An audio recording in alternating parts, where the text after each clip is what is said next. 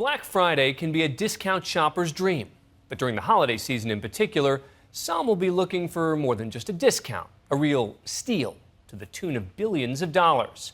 So as retailers prepare for the big sales season, they're also going to great lengths to prepare for those trying to avoid paying at all.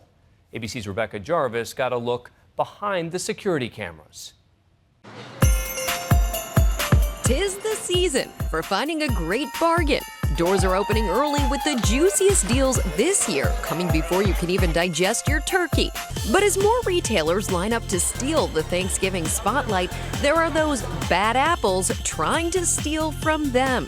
Shoplifting cost the retail industry more than $26 billion last year, and the holidays only fan the flames. What is it about the holidays that makes people steal? People are more likely to commit theft during the holidays because of the crowds, because of the frenzy. They're figuring retailers are really distracted. They're not going to notice, but they are, especially. They're noticing. Rachel Steyer wrote The Steal, A Cultural History of Shoplifting.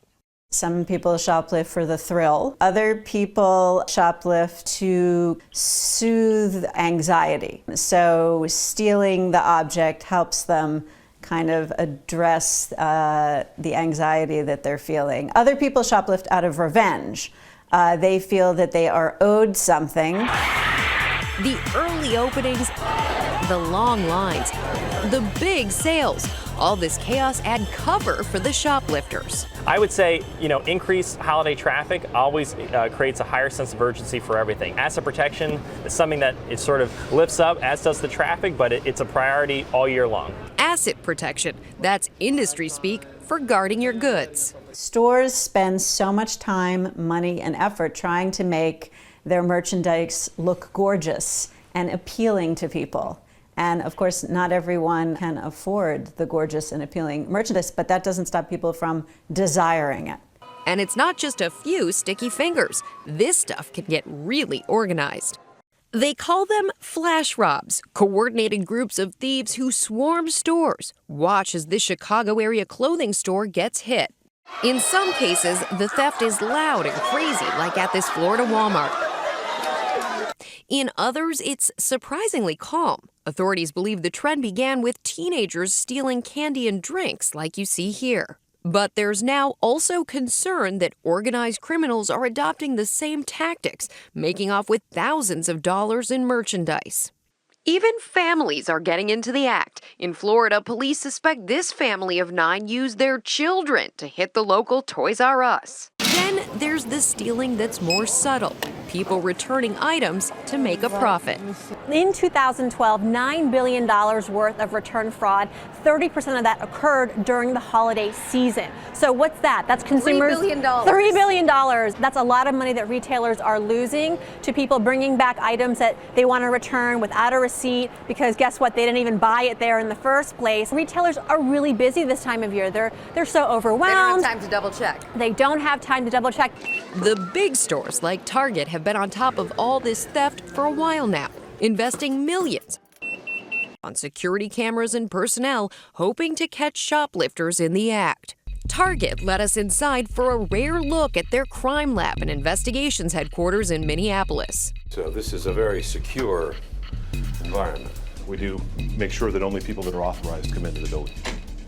Next time you're in a Target, remember, you're never really alone. We can watch several stores. We can pull up different live shots. The holidays are especially brutal on supermarkets. These stores usually only make a few cents profit on each item. In stores like the Big Y in Wilbraham, Massachusetts, they put pictures like this on the wall. The loss to thieves nationally for supermarkets comes to almost $6 billion a year, and that cost has to be made up somehow. If we aren't profitable, we have to charge more for what we're selling. But in many cases, it's not even the customers after the free stuffing. Most of the theft that occurs at your grocery store happens right here at the checkout, at the hands of the employees. Watch how this works. An overhead view of the cashier, items traveling past the barcode scanner. See that red target?